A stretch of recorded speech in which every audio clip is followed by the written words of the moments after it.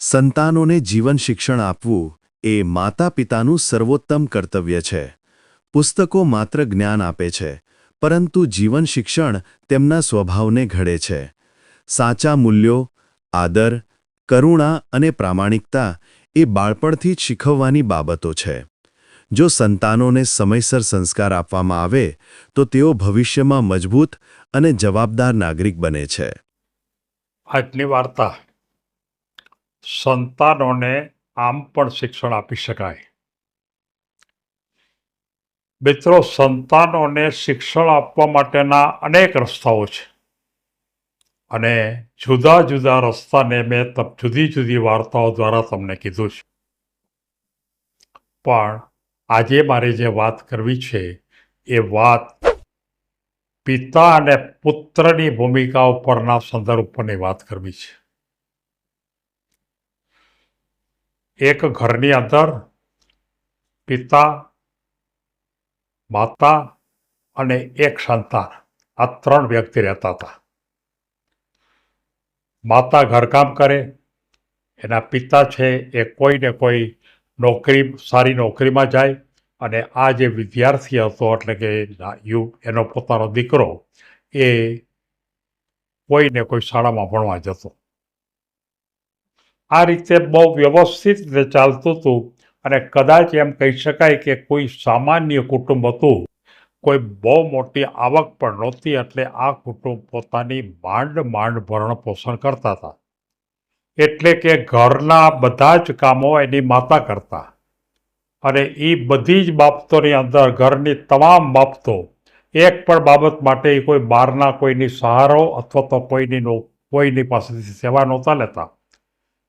કોઈ એક વખત એના પિતા અને પુત્ર બંને જમવા બેસે છે અને જમવા બેસે છે ત્યારે પુત્ર છે એ એકદમ કઢી હતી અને કઢીનો પહેલો ઘૂંટડો ભરે છે કે આ એનો પુત્ર રાડ પાડે છે કે મમ્મી, આવી કઢી કરાય? આમાં કોઈ સ્વાદ જ નથી, આ ગળે ઉતરે જ નહીં. ત્યારે મમ્મી એમ કહે છે કે ભાઈ હશે, કદાચ મારાથી ભૂલ રહી ગઈ હશે, હું આખો દી કામમાં હતી અને કામને કારણે કદાચ કંઈક વસ્તુ રહી ગઈ હશે. એના પપ્પા એમ કહે છે કે બેટા, કઢી તું નથી ભાવતી, હું પણ કઢી ખાઉં છું. કદાચ તને એમાં કોઈ મીઠું કે મરચું વધતા ઓછું લાગતું હોય તો તું થોડુંક નાખી દે અને તું ખાઈ લે. મને પોતાને કંઈ તકલીફ પડતી જ નથી, હું જો ખાવ જ છું. ત્યારે એનો દીકરો તો એના પિતાની સામે જોવે છે, એની મમ્મીની સામે જોવે છે અને મમ્મી ખરેખર એની પરિસ્થિતિ એવી હતી કે ખૂબ કામ કરવાને કારણે કદાચ એ કઢી સારી થઈ નહીં હોય. અને પછી એ જમી લે છે. જમી લીધા પછી એની મમ્મી જમવા બેસે છે અને મમ્મી જ્યારે જમવા બેસે છે ત્યારે એને ખબર પડે છે કે કઢીની અંદર કાંઈ પણ મીઠું મરચું કોઈ પણ મસાલો નાખ્યો જ નથી, સાવ સામાન્ય છે, આ કઢી કોઈને ભાવે જ નહીં. ત્યારે તરત જ જે મમ્મી હતી એ પોતાના પતિને એમ કહે છે કે તમે આવી કઢી હતી તો પણ મને કેમ કીધું નહીં? ત્યારે એના પપ્પા એમ કહે છે, એટલે કે દીકરાના પપ્પા એમ કહે છે કે આપણો દીકરો પણ જમવા હારે બેઠો હતો અને જો હું એ વખતે એમ કહું કે ખરેખર આ કઢી આવી બનાવી છે, આવી બનાવી શકાય, તો એનો અર્થ એ થયો કે મેં તારા કામની અંદર કોઈ ખોટી બાબત હતી અને એને કારણે મેં તારા તરફ નફરત બતાવી છે. અને જો એ નફરત બતાવવાની વાત આવે તો એનો અર્થ એ થયો કે દીકરામાં એવા પ્રકારનું શિક્ષણ આવી જાય કે કોઈ પણ ગમતી વસ્તુ ન બને એટલે હંમેશા સામી વ્યક્તિ તરફ નફરત બતાવવી. એટલે મેં એને કીધું કે બેટા, થોડુંક કદાચ ફેરફાર થયો હોય તો થોડુંક મીઠું નાખી દે વધારે અને ખાઈ લે. એટલે મારે એ દીકરાને શિક્ષણ આપવું હતું કે કોઈ પણ પરિસ્થિતિની અંદર આપણે સામા માણસની પરિસ્થિતિ જોવી જોઈએ. સામો માણસ એટલે તું, એટલે કે તારે આખો દિવસ કામ કરવાનું હતું ને એમાં કદાચ આ કઢી એકાદ દિવસ નબળી થઈ જાય તો એમાં વાંધો શું છે? અને જ્યારે દીકરો મોટો થશે ને ત્યારે આ કઢી કે કઢીનો સ્વાદ ને એ બધી તો ભૂલી જશે.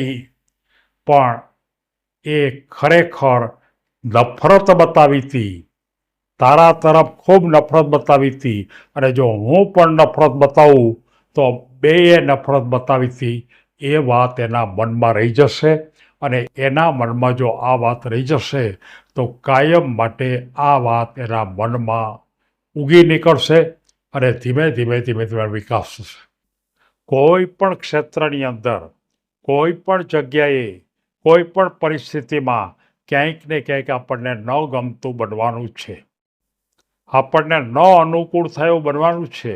કોઈક વાર આપણે સૂવા માટે સારી પથારી કોઈએ ન આપી હોય, કોઈ વાર આપણે બેસવા માટે સારું આસન ના આપ્યું હોય, કોઈ વાર જમવા માટે આપણને કોઈ સારું શાક ના આપ્યું હોય, આવી કોઈને કોઈ પરિસ્થિતિ બનવાની જ છે.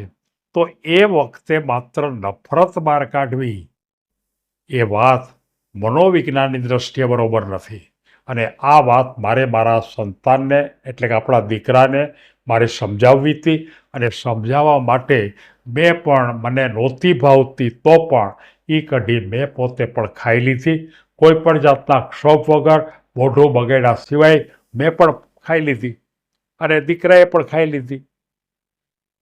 એટલે એની માતા હતી એમ કહે છે કે તમે તમારી બંનેની ઊંચાઈ એટલે કે તમારી ઊંચાઈ કેટલી છે, આપણો દીકરો ખરેખર મહાન બનશે, તમારા વિચારો ઊંચા છે, અને એ ઊંચા વિચારોથી તમે અત્યારે ચાલતા ને ચાલતા તમે નાનું એનું શિક્ષણ આપો છો, કેમ વાત કરવી, વાતમાં કયા શબ્દો મૂકવા, વાત કરતી વખતે આપણા મોઢા ઉપરનો ભાવ કેવી રીતે રહેવો, કોઈ માણસ આવે તો આપણે એને આવકાર કેવો આપવો, આ પ્રકારનું શિક્ષણ તમે આપણા દીકરાને આપી રહ્યા છો.